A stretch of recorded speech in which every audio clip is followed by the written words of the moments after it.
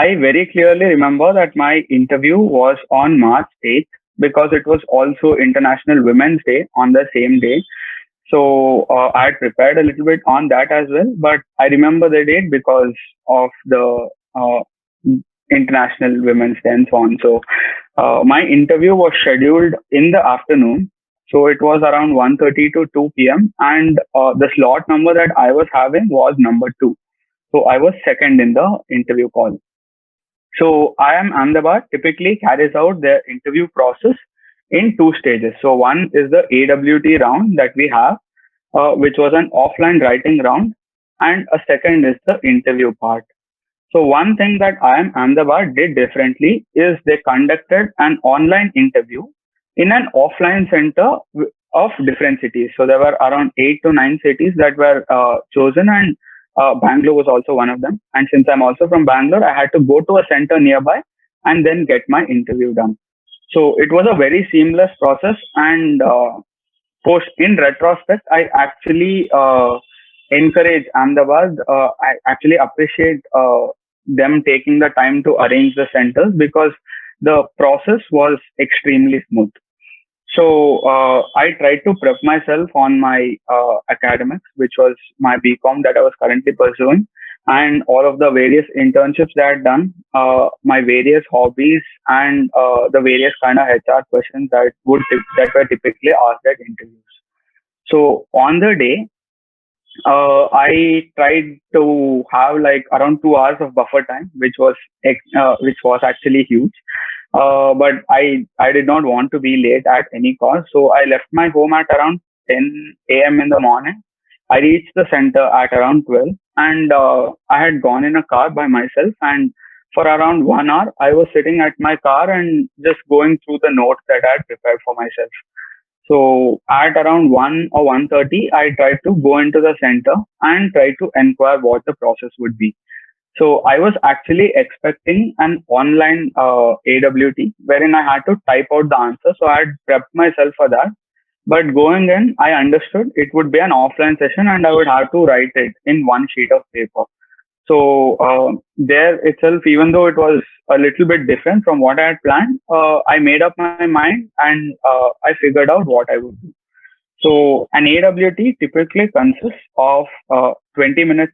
We are given 20 minutes of time and typically one paragraph based question. So it is a typical question that's borrowed from the GMAT prep, and wherein we are asked one case scenario and where we have to find out various policies, support or weaken the argument and so on, and build an argument and come to a suitable conclusion.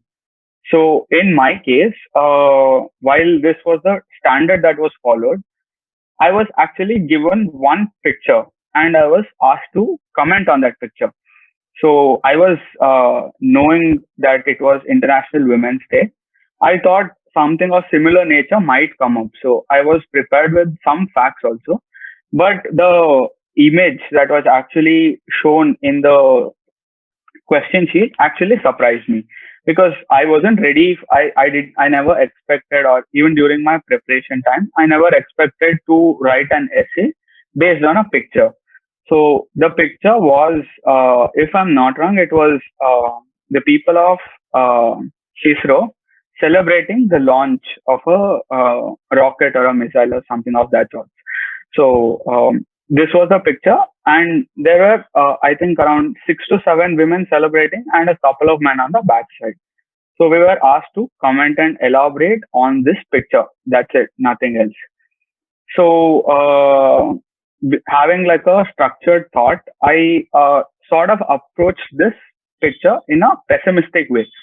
So the way I took it the way I took it was to highlight that women are sort of repressed in the society, and this sort of instant wherein we see only women celebrating is sort of our way of marginalizing the society. So I know this is a very extreme stance, but this was one that I had good clarity on and I also had good points on. So this is the way I approached AWT. I sort of built my paragraph using quotes in the start, building pointers for the main course, for the main content, and then giving out the conclusion saying what's the situation of women and how it can be improved. Here, I also brought in the fact of other courses such as commerce, arts that are also not considered too great in today's scenario, but also have a very important role to play in the society. So I also brought in the aspect of inclusivity in my AWT. So I knew that there might be some questioning, but I also thought, since I'm writing it on a paper, and since my interview was going to be in an online mode, there wouldn't be any sort of a questioning. But that's a twist that I would like to keep for a later part. So then we were asked to wait in the waiting rooms, and then when my turn came, which was second in the round, as I mentioned, I was called in for the interview. So even going in, I was quite tensed. So I knew the sort of importance that that 1 hour would carry, and yes, so there was a lot of thoughts flashing in my mind. And as soon as I entered the interview room, it was two huge TVs. Huge in the sense it was around 42 inches, or the next size, which is 56 inches probably. So two huge screens with two professors seated, and there was one huge webcam also that was, I guess, in the center of these two screens, that was facing directly at me, and I could see my video in the top corner of the right side screen. So I could see myself, I could see the both the professors. Both the professors were seated and they were also smiling. That sort of gave me a very positive start, I would say. And then I excused myself and I took a seat, and then the interview started. So there was a casual greeting toward in the start, and the professors, I guess, were going through my profile at that time. So immediately the interview started, and they asked if I was a BCom graduate who is currently pursuing, and I nodded persuasively. And then they asked me which my favorite subject was. So I gave them a list of a couple of subjects, which was started with financial management, financial accounting, and so on. So one of the professors, the one on the left, took up financial management and asked me what it was about, just generally, casually. And I'm not exactly sure why I gave this answer, but I actually told financial management is management of finance. So which actually, which I did not mean, but it came out that way, and both the professors started laughing. So, and then I told, I'm so sorry that it came out that way, but what I actually meant was, there are various sources of finance that a company can borrow. So people take in money, how they utilize it, and how they give out the return. So financial management is concerned with these three aspects primarily, among others. And the professor was also convinced. So then the professor on the left started asking me questions regarding my subject knowledge, is what I assume in retrospect. So the first question I was asked was, what do you feel about startup valuations? So since I was a finance major as well, I think this question came up, and uh, my basic answer was that startups are a very different thing, because they do not have any backstory, and the valuation is based on returns they might generate 10 years, 15 years into the future. So I explained my thought process uh, as to how I came to this conclusion, and what metrics I would use to value a startup. So even though it was very crudely put, I think they appreciated my thought process, and then I went on to the next question. So the next question was about NPAs, which is non-performing assets that we usually find in the books of banks, public banks, private banks, etc. So I was asked what these NPAs are, where do they come in the balance sheets, how are they reflected, what sort of an impact it has on the profitability. Uh, so I was able to answer all these questions. So I had read about these things. So while I was going through news articles and so on, so I was able to go through this question. But while answering these questions, I also understood that I was sort of shivering, like just like now how I'm shivering. I was also shivering the same way, and the conversation was not as natural as expected. So I tried to ease up, so I tried to calm myself at that point, and that was when the professor on the right started. So as I had mentioned, it was a offline AWT that we had. So I thought anyway they would not have the paper and it would be evaluated post my interview. But that was a very wrong assumption. And while the professor on the left was asking me questions, the professor on the right was going through the article that I had written. So he actually took up the points that I mentioned. In fact, he took up every point that I had mentioned and asked me to justify the same. Starting from the quote, which was a very pessimistic quote, he asked me why I'm taking such a pessimistic view, right? He asked me about my pessimistic view. He also asked me about if the scenario is so bad, then why are so many women excelling? And he tried to counter my points, and I tried to justify my viewpoint as well. So, 2 points that I had mentioned, one about women and one about inclusivity of various career choices like commerce, arts, and so on. So, he picked up both, and there was a clear, good discussion of around 3 to 4 minutes, I'd say, around the same topic. So, one thing that I say is never make any assumptions and have an open mind. So, if you have mentioned something, you would have mentioned it for a reason, and you can genuinely try to tell the professors your sort of a reasoning as to why you mentioned the same. So my excuse for being so pessimistic was that it was a point of national concern, and through my writing, through my article, I wanted to bring that out, courtesy of having International Women's Day on the same day. So I think the professor was quite justified about the same, and then we went on to the next topic. So next we went on to the various hobbies that I had. So I started telling about my theater, about the shop that I was going to, and so on. But they picked out the last thing that I told. So at the end, I told I watch anime, which is Japanese comics, for entertainment. So for leisure and entertainment, I watch anime. So when I told this, the professor on the left caught this point and he started asking me more on it. I never expected that a college professor would be so aware about comics and all these sort of things. But yes, he definitely knew about it. And when I told the anime that I do watch, there was further questioning on it as well. Being a very interested fan of that anime, my eyes also lit up during that part. So, and I think even the professor understood that because he was also smiling seeing the way I was answering. So, one thing that I'd say here is that no matter what hobby you have, don't try to fake it. If you genuinely have a hobby, do mention it. And the moment you show passion, right, the passion will come out in your eyes, in your words, and it definitely reflects on the professors as well. So, it definitely gives a good vibe, and your interview process will be much smoother. So, then the professor on the left started asking me about current affairs. He asked me about which current affairs I am following and what I've read through in the news and so on. So at that time, there was Hindu-Muslim riots going on the southern coast of Karnataka. So I told about the same, and the questions that were asked by the professors were not related to that particular event, but they wanted to see the kind of depth that I went through when I read through these articles.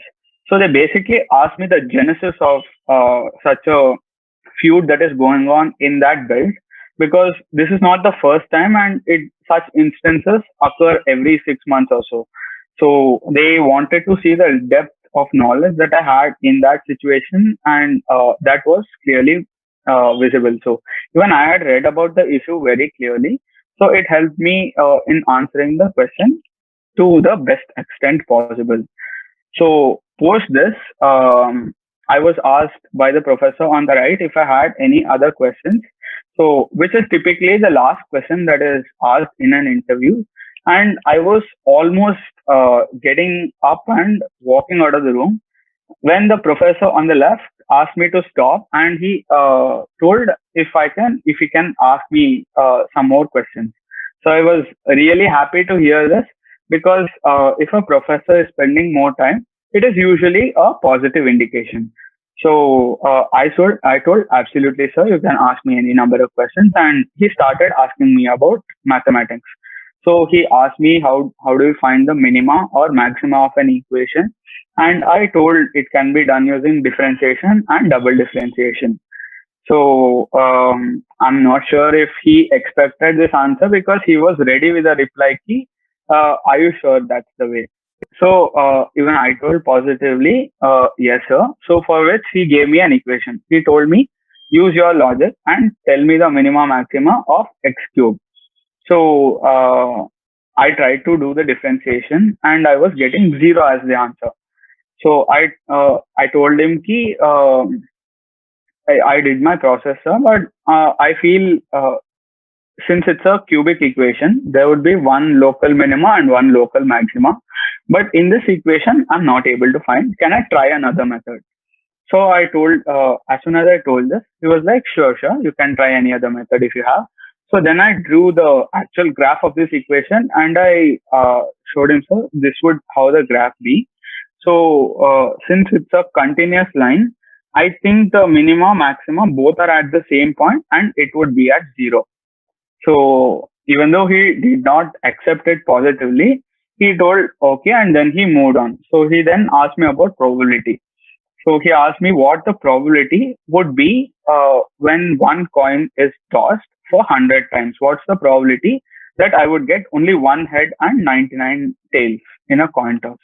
So for which I told zero point 0.5 to the power 99, because it is one positive event and other negative events, right? So I took the negative probability, and I told him this would be the probability.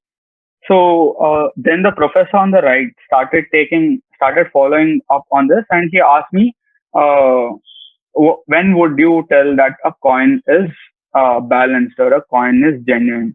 For which I told, if a regular coin toss, we would get 50-50 possibility, 50% tails and 50% heads. So in a large number of tries, if we get 50% as the answer, it would be a regular coin. So for which he asked me, if we get 75 heads and 25 tails, is it a regular coin? For which I told might not be so, sir, but I would need more data to evaluate. So for which he told, okay, so what would you tell for a 60-40 coin? For which I told maybe, but I would need further data. So for which he told, now you are given these sort of scenarios. How would you determine, how would you draw that line, whether it is 50 or whether it is 60 or whether it is 75, that the number of heads must be to evaluate whether a coin is genuine or not? So immediately when he asked this question, I thought of a normal curve. So if we look at a normal curve, it typically follows a bell shape, and it is typically used in situations when the probability of an event is 50% or close to 50% at least.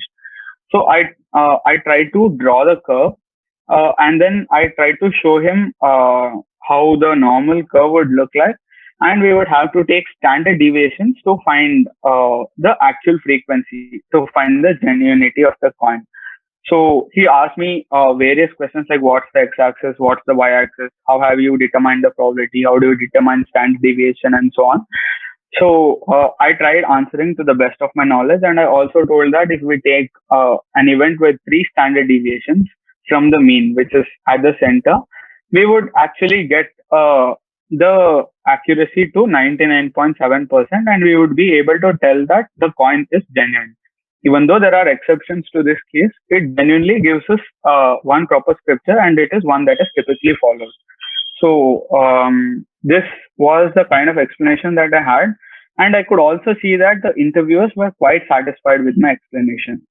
So that was when my interview actually ended, and while I was about to get up and leave, the professor on the right asked me to take a toffee. So there was a bowl of toffees, and this is a process. This is an act or something that's typically followed in an interview. So when I took that toffee, there was a big smile on my face, and I tried coming out the interview. So the moment I came out, the first reaction that I got from the people sitting there were, "How long have you been in, and how long have you been in this interview? Do you even know that?" So I didn't know that, and it had actually gone on to almost 45, 50 minutes. So it was an extremely long interview, and I'm sure you would also know it by the explanation that I gave, which basically happened during the interview as well. So it was a long interview, and having that toffee in my hand, I was extremely happy, that there were certain good aspects that went in the interview as well. So typically, this was the smile. Like, as you can see at the end of the explanation, also I'm having this big smile, and this was also the smile I had at the time of the interview. So one thing that I would like to point out here is that in retrospect, right? So the kind of the example of the normal distribution that I gave is also followed in statistics. So in statistics, there is a concept called theoretical distribution, wherein we use this normal curve and other frequencies and other data to figure out whether our hypothesis of of the coin being genuine is possible or not. So in my own crude way, I tried to put this up and I tried to explain the reasoning behind the concept. So this was how my interview took place, and fortunately on May 6th the result also came out, and I converted my best call, which was IIM Ahmedabad. It was a wonderful interview. There were various sections that the professors tested, so it was a very balanced interview in that aspect. So to all the people who are going to give their IIM Ahmedabad interviews, one thing that I would like to tell is that you need to have a good clarity, right? So clarity in the sense, not just in your academics or your work experience, which is very, very important.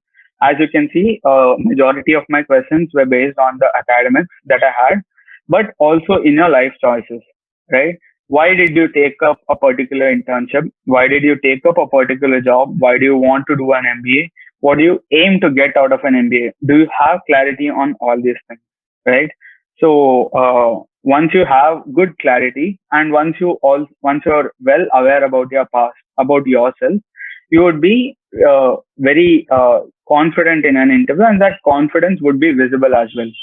Another thing that I would also tell is that you must be genuine in an interview. So any type of faking, the professors will be able to pick it up very easily. And being genuine is also expected. You are a management candidate, and it is important that you show genuinity even at the tough times, right? Even though I had the pressure of an interview on me, being genuine, being natural is what would cool that entire process and make it smooth. So these are the two things that I would like to tell to any candidate who is preparing for their interview. Hopefully, given chances, I would come back and speak to you again. So I'm really looking forward to it. Thank you. Thank you so much.